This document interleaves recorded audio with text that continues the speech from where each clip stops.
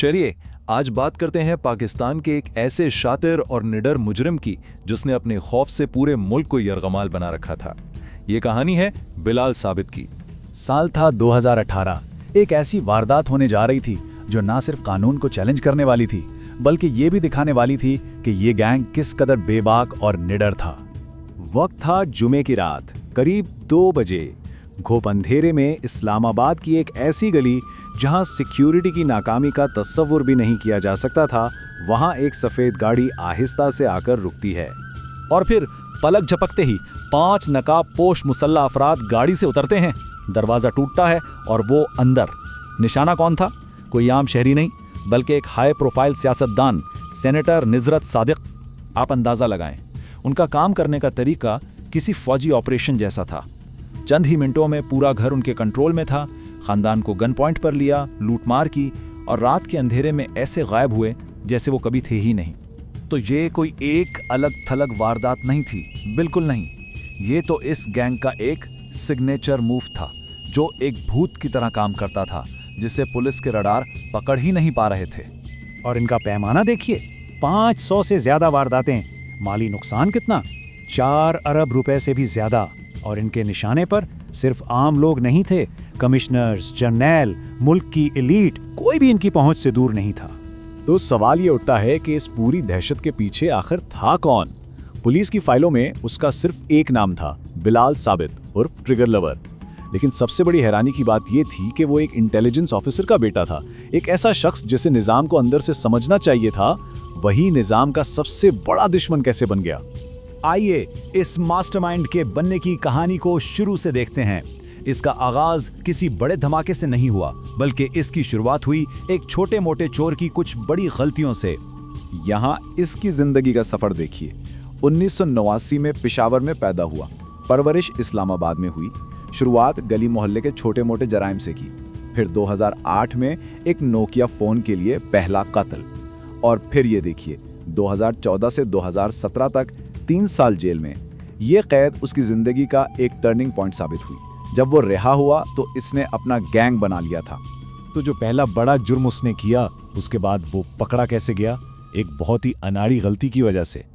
उसने चोरी का फोन बेचने के लिए अपने वालिद का शिनाख्ती कार्ड इस्तेमाल कर लिया।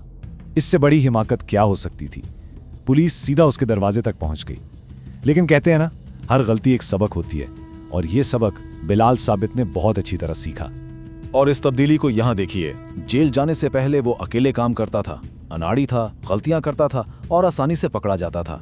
लेकिन जेल के बाद वो एक पूरा गैंग लीडर बन चुका था। मंसूबाबंदी करता, मुखबिरों का जाल बिछाया हुआ था और बहुत ही जदीद मल्टी कार टैक्टिक्स इस्तेमाल करता था। तो ये साफ है कि जेल उसके लिए सजागाह नहीं बल्कि जुर्म की यूनिवर्सिटी साबित हुई। तो 2017 के बाद बिलाल साबित अब वो पहले वाला अनाड़ी चोर नहीं रहा। अब वो एक मुनज़्ज़म मुजरिमाना नेटवर्क चला रहा था। उस गैंग का काम करने का एक पूरा तरीका था, एक प्लेबुक जिसके कुछ सख्त उसूल थे। इनके काम करने का तरीका देखिए। पहला कदम, रिकी। वो किसी भी शहर में 10 से 15 दिन पहले पहुंच जाते, अमीर घरों पर नजर रखते। फिर दूसरा कदम, अंदरूनी मालूमात। अपने मुखबरों से खबरें लेते जिनमें करप्ट पुलिस वाले भी शामिल थे। तीसरा कदम, अमल दरामद। हमला हमेशा काफिले की शक्ल में होता, एक गाड़ी आगे, एक पीछे और मेन टीम बीच में। चौथा कदम, फरार। भागने के रास्ते पहले से तय होते थे। और आखिर में 5वां कदम, सफाई। वारदात के बाद सारे फोन्स और सिम्स तबाह और चोरी की गाड़ी कभी दोबारा इस्तेमाल नहीं होती थी। तो ये किस्मत का खेल नहीं था, ये एक ऐसी हिकमत अमली थी जो पुलिस से 2 कदम आगे रहती थी। लेकिन इतनी आला मंसूबाबंदी और ठंडे दिमाग के बावजूद बिलाल साबित की एक कमजोरी थी, और वो थी उसकी तोहम परस्ती। वो अजीबो-गरीब चीजों पर यकीन रखता था। जैसे कि उसे लगता था कि जुमा, हफ्ता और इतवार ये 3 दिन जुर्म के लिए लकी हैं, और इसके बरक्स पीर का दिन, उस दिन वो मुकम्मल तौर पर गायब हो जाता था। कोई काम नहीं, कोई राब्ता नहीं। और सबसे अजीब, उसे यकीन था कि सफेद रंग की गाड़ियां उसके लिए किस्मत वाली हैं। अब देखिए, एक तरफ इतनी मंसूबाबंदी और दूसरी तरफ ये तोहमात। ये एक हैरानकुन तजाद था। बरसों तक इसका ये निज़ाम बिल्कुल परफेक्ट काम करता रहा। ऐसा लगता था इसे कोई पकड़ ही नहीं सकता। लेकिन अक्सर बड़ी बड़ी सल्तनतों का जवाल एक मामूली सी नजरअंदाज की गई गलती से ही होता है। हुआ ये कि गैंग ने एक और कार चोरी की, एक होंडा सिटी। उनके लिए ये रोज का काम था, मामूल की बात। लेकिन इस दफा गाड़ी में एक ऐसी चीज छुपी थी जिसका उन्हें अंदाजा ही नहीं था। असल में इस गाड़ी के मालिक ने इसमें एक नहीं बल्कि 2 जीपीएस ट्रैकर्स लगवाए हुए थे। बिलाल साबित जो इतना शातिर था उसने एक ट्रैकर तो ढूंढकर निकाल दिया, लेकिन उसे क्या पता था कि गाड़ी में एक दूसरा छुपा हुआ ट्रैकर भी है। और बस यही उसकी आखिरी गलती थी। पहली बार पुलिस के हाथ उस भूत का पता लग गया था जो हमेशा उनकी पकड़ से बाहर रहता था। लेकिन पुलिस ने फौरन एक्शन नहीं लिया। उन्होंने सब्र से काम लिया। क्यों? क्योंकि उन्हें बिलाल का पैटर्न पता था। उन्हें मालूम था कि वो पीर के दिन कुछ नहीं करेगा। तो उन्होंने गाड़ी को रावलपिंडी तक ट्रैक किया और बस इंतजार करने लगे। वो इसके सबसे बड़े तोहम को उसके खिलाफ इस्तेमाल करने वाले थे। और फिर वो दिन आ गया। तारीख थी 27 जून 2022। दिन था पीर का, इसका ऑफ डे। कमांडोज पहले से ही इस ट्रैक की हुई गाड़ी के पास घात लगाए बैठे थे। जैसे ही बिलाल साबित गाड़ी के पास आया, उसे चारों तरफ से घेर लिया गया और वहीं मौके पर ही मार दिया गया।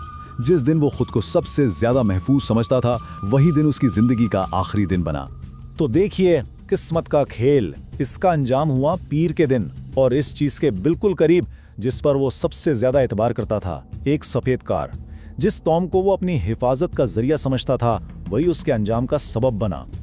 और कहानी यहाँ खत्म नहीं हुई। अगले ही दिन एक और मुकाबले में उसका भाई यासिर साबित भी मारा गया और उसके साथ ही वो नेटवर्क जो इतना मजबूत और नाकाबिले तस्खीर लगता था, ताश के पत्तों की तरह बिखर गया। तो आखिर में सवाल ये रह जाता है कि उसके राज का खात्मा किस चीज ने किया? उसका अपना तकब्बुर था, उसकी तोहम परस्ती पर जरूरत से ज्यादा भरोसा, या फिर सीधी सादी जदीद टेक्नोलॉजी? ये कहानी वाकई इस बारे में सोचने पर मजबूर करती है कि एक शातिर तरीन मंसूबे और एक छोटी सी लाइल्मी में की गई गलती के बीच कितना कम फासला होता है।